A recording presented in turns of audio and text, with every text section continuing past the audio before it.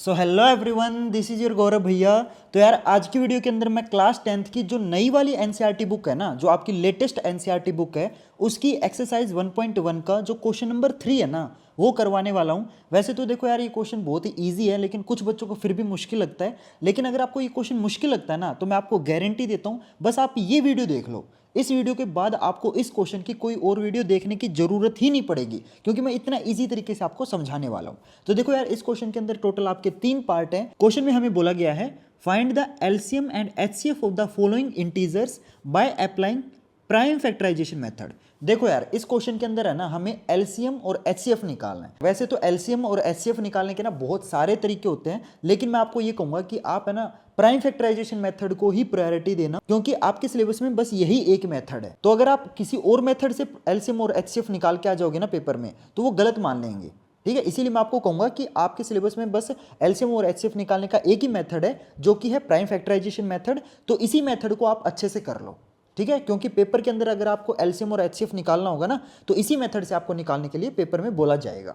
ठीक है, तो इस क्वेश्चन के अंदर टोटल 3 पार्ट हैं। तो ऑब्वियस ही बात है, मैं पहले पार्ट से स्टार्ट करता हूं इस क्वेश्चन को। तो पहले पार्ट में देखो, आपको 3 नंबर दे रखे हैं। कौन कौन से हैं? 12 है, 15 है एंड 21 है। तो पहले पार्ट में आपके टोटल ये 3 नंबर दे रखे हैं आपको। ठीक है, तो अब मैं इनके एलसीएम और एचसीएफ निकालता हूं। तो देखो, प्राइम फैक्टराइजेशन मेथड में क्या होता है, हमें ना जिसका भी एलसीएम और एचसीएफ निकालना है, सबसे पहले हमें उसके प्राइम फैक्टर निकालने होते हैं। तो हमें 12, 15 और 21 इनका एलसीएम और एचसीएफ निकालना है। इसका मतलब हमें 12, 15 और 21 ये जो नंबर दे रखे हैं, इनके पहले प्राइम फैक्टर निकालने होंगे। तो प्राइम फैक्टर कैसे निकालते हैं, देखो मैं बताता हूँ। तो यहाँ पे हमें प्राइम फैक्टर इस तरीके से निकालते हैं। प्राइम फैक्टर निकालने के लिए हमें प्राइम नंबर से डिवाइड करना पड़ता है, और हमेशा शुरुआत में सबसे छोटा जो प्राइम नंबर है ना, उससे डिवाइड करते हैं। तो सबसे छोटा प्राइम नंबर कौन सा है? 2 है। तो 12 को मैं 2 से डिवाइड करूंगा, तो ये 6 पे जाएगा, फिर से 2 से डिवाइड करूंगा, 3 पे आएगा। अब देखो, 3 2 से डिवाइड नहीं होता, क्योंकि 3 खुद एक प्राइम नंबर है, तो 3 से ही डिवाइड होगा। तो 12 के प्राइम फैक्टर क्या क्या आ गए? तो 12 के प्राइम फैक्टर आ गए हैं 2 इंटू 2 इंटू 3। क्लियर?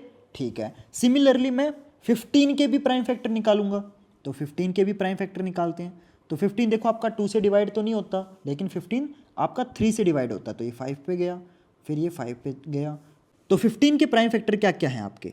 तो 15 के प्राइम फैक्टर है 3 एंड 5। अब देखो, मैंने ये वाली जो जगह है ना, वो खाली छोड़ दी। तो आप भी ना हमेशा इस तरीके से अगर जरूरत पड़े ना, तो जगह खाली छोड़ दो। ठीक है, इससे क्या होगा, आपका जो क्वेश्चन है ना, वो थोड़ा सा सुंदर दिखेगा। हमेशा कोशिश ये करना कि सेम चीज़ के नीचे सेम चीज़ लिखे। अब देखो, 15 के अंदर कहीं भी 2 तो था ही नहीं, इसलिए मैंने ये वाली जगह खाली छोड़ दी।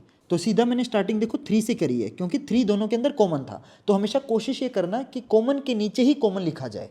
ठीक है, अब सिमिलरली हम क्या करेंगे, हम 21 के भी प्राइम फैक्टर निकालते हैं। तो 21 के प्राइम फैक्टर आ जाएंगे, 3 से जाएगा 7 और 7 से जाएगा 1। क्लियर?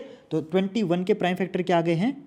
ये आ गए हमारे 3 एंड 7। Clear everyone? अब देखो, हमने प्राइम फैक्टर तो निकाल लिए, अब हमें निकालना है एलसीएम एंड एचसीएफ। ठीक है, तो कैसे निकालते हैं, देखो मैं बताता हूँ। तो हमेशा एक चीज़ याद रखना, जो एलसीएम होता है ना, वो हमेशा एचसीएफ से बड़ा होता है। ठीक है, काफ़ी बच्चों को ये पता नहीं होता और कंफ्यूज हो जाते हैं। LCM is always greater than HCF. HCF जो है हमेशा छोटा होगा। ठीक है, तो एलसीएम और एचसीएफ निकालने का तरीका बताता हूँ। तो सबसे पहले मैं एचसीएफ निकालने का तरीका बताता हूँ। तो एचसीएफ निकालने का तरीका क्या है, बहुत सिंपल है। तीनों नंबर के जो प्राइम फैक्टर है ना, उसमें जो चीज़ कॉमन है ना, वो आपकी एचसीएफ है। ठीक है, तो तीनों के अंदर क्या चीज़ कॉमन है? तो ऑब्वियस ही बात है, तीनों के अंदर 3 कॉमन है।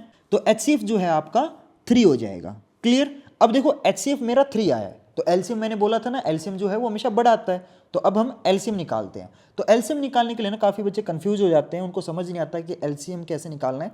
मैं बताता हूँ, देखो ट्रिक बताता हूँ। जो चीज़ आपकी कॉमन है ना, वो सिर्फ आप एक ही बार लिखोगे। ठीक है, कॉमन क्या है? कॉमन 3 है, तो 3 आपका एक ही बार लिखा जाएगा। तो मैं 3 को एक ही बार लिखूंगा।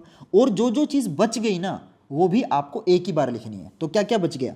देखो, ये 2 बार 2 बच गया, ये 5 बच गया और 7 बच गया। ये भी आप एक एक बार ही लिखोगे। ठीक है, तो 3 into 2 into 2 into 5 into 7, simple आप मल्टीप्लाई कर दो। मल्टीप्लाई करने पर ये आपका 420 आ गया। तो देखो, एलसीएम जो है वो एचसीएफ से बड़ा है ना, मैंने बताया था ना।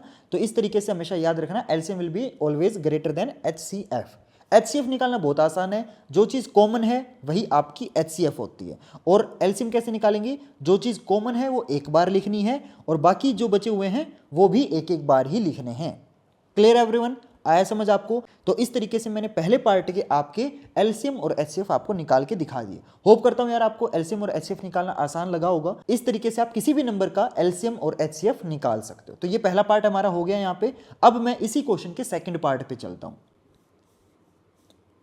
अब देखते हैं सेकंड पार्ट में हमें क्या क्या नंबर दे रखे हैं। सेकंड पार्ट में हमें 17 दे रखा है, 23 दे रखा है एंड 29 दे रखा है। ठीक है, तो सिमिलरली हम क्या करेंगे, प्राइम फैक्टराइजेशन मेथड में मैंने बताया था ना आपको, सबसे पहले हम क्या निकालते हैं, हम प्राइम फैक्टर निकालते हैं। तो 17 के हम प्राइम फैक्टर निकालेंगे।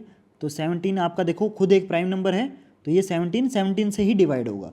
तो 17 के प्राइम फैक्टर क्या आ जाएंगे, 17 खुद होगा, राइट। सिमिलरली 23 जो है वो भी देखो खुद एक प्राइम नंबर है, तो 23 भी 23 से डिवाइड होगा। तो 23 के प्राइम फैक्टर क्या आ जाएंगे, 23 होगा। प्राइम नंबर का जो प्राइम फैक्टर होता है ना वो हमेशा सेम होता है। ठीक है, अब देखो 29 है, वो भी देखो एक प्राइम नंबर है, तो 29 भी 29 से डिवाइड होगा।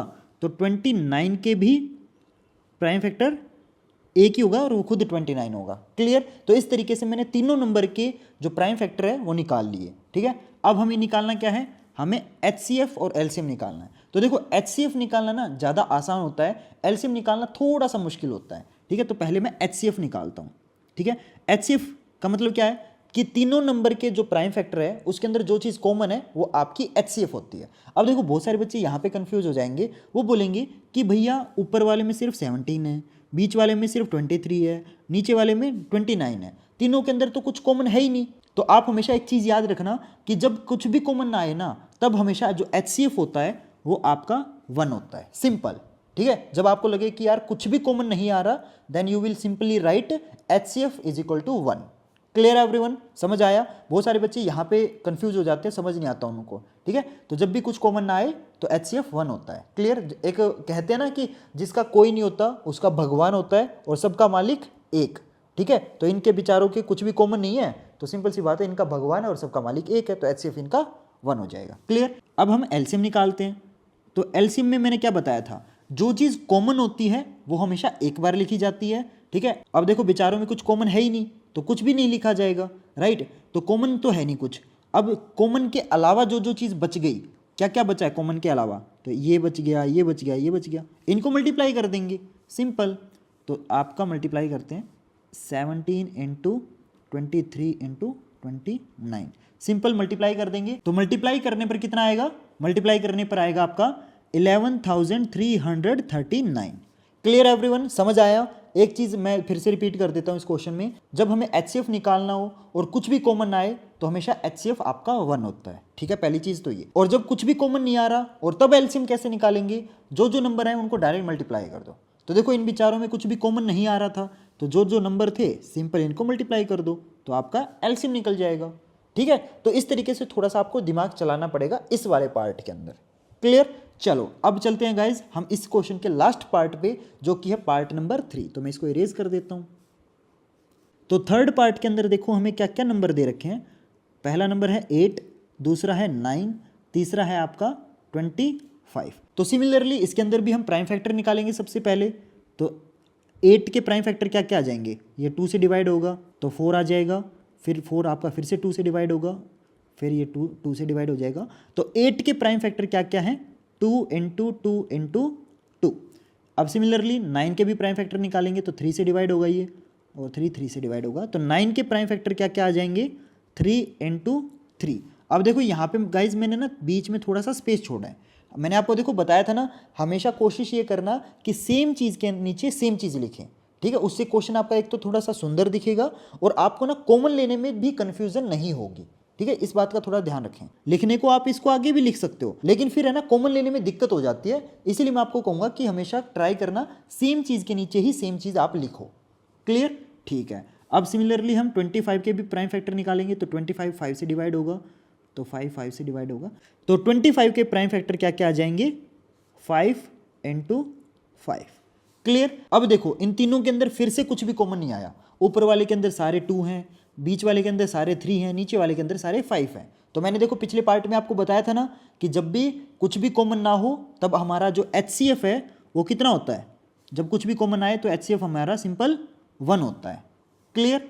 अब हम एलसीएम निकालेंगे। तो देखो एलसीएम कैसे निकालेंगे, अब सिंपल सी बात है, इन विचारों के अंदर कुछ कॉमन तो है ही नहीं, राइट। जब भी कुछ कॉमन ना हो और एलसीएम निकालना हो तो कैसे निकालते हैं, सिंपल जो जो प्राइम फैक्टर है सबको मल्टीप्लाई कर दो डायरेक्ट, ठीक है। तो प्राइम फैक्टर में देखो 8 के प्राइम फैक्टर क्या क्या थे, 2 × 2 × 2, ठीक है। 9 के प्राइम फैक्टर क्या थे, 3 × 3, और 25 के प्राइम फैक्टर क्या थे, 5 × 5। तो डायरेक्ट इनको मल्टीप्लाई कर देंगे। देखो जब भी कुछ कॉमन आए ना तो बच्चे डर जाते हैं, इनफैक्ट जब कुछ कॉमन नहीं आता तो क्वेश्चन उल्टा ईजी हो जाता है, ठीक है। जब भी कुछ कॉमन आए तो HCF हमारा 1 हो जाएगा, और एलसीएम में क्या करेंगे, हम जितने भी प्राइम फैक्टर है सबको मल्टीप्लाई कर दो। तो इनको मल्टीप्लाई करने पर क्या आएगा, इनको मल्टीप्लाई करने पर आएगा आपका 1800। क्लियर है एवरीवन। तो समझ आया आपको, इस तरीके से आप इस क्वेश्चन के सभी पार्ट्स को कर सकते हो। मैं एक बार फिर से देखो इंपॉर्टेंट चीज रिपीट कर देता हूं, जब भी आपका कुछ कॉमन ना आए ना तब HCF आपका 1 होता है, और एलसीएम में जितने भी प्राइम फैक्टर है सबको डायरेक्ट मल्टीप्लाई कर दिया जाता है, ठीक है। इस तरीके से आपको करना है, ठीक है। होप करता हूं यार ये आपको जो तीनों के तीनों पार्ट है बहुत अच्छे से समझ आ गए होंगे। देखो यार मैंने बहुत ही बारीकी से आपको समझाने की कोशिश की है, एंड मेरे को लगता है यार समझ आ ही गया होगा। फिर भी अगर आपको कोई डाउट है किसी भी तरीके की, आप मेरे को बेझिझक बिना किसी टेंशन के कमेंट सेक्शन में पूछ सकते हो, मैं आपकी डाउट को चुटकियों में सोल्व कर दूंगा, ठीक है। हालांकि मेरे को पता है तुम्हें समझ तो आ ही गया है, और अगर आपको यार क्वेश्चन समझ आ गया है तो यार प्लीज यार वो लाइक वाला जो बटन दबा दो ना, किसका वेट कर रहे हो यार, जल्दी से लाइक वाला बटन दबा दो, ताकि ये जो वीडियो है ना यूट्यूब और भी ज्यादा प्रमोट करे और इस वीडियो से और भी बहुत सारे बच्चों की हेल्प हो सके। और यार चैनल को सब्सक्राइब करना तो बिल्कुल भी मत भूलना, क्योंकि आपको पता है मैं इसी टाइप की जो वीडियोज है वो अपने चैनल पे अपलोड करता रहता हूं। तो अगर आप चैनल को सब्सक्राइब कर लोगे ना तो क्या होगा, जब मैं अच्छी अच्छी वीडियो अपलोड करूंगा ना तो आपको पता चल जाएगा, ठीक है। और जाते जाते यार वीडियो को शेयर वगैरह कर देना अपने फ्रेंड्स और क्लासमेट के साथ, ताकि उनको भी ये जो क्वेश्चन है अच्छे से समझ आ सके, ठीक है। तो गाइज मिलते हैं फिर अगली वीडियो में नए क्वेश्चन के साथ, तब तक के लिए goodbye and have a nice day.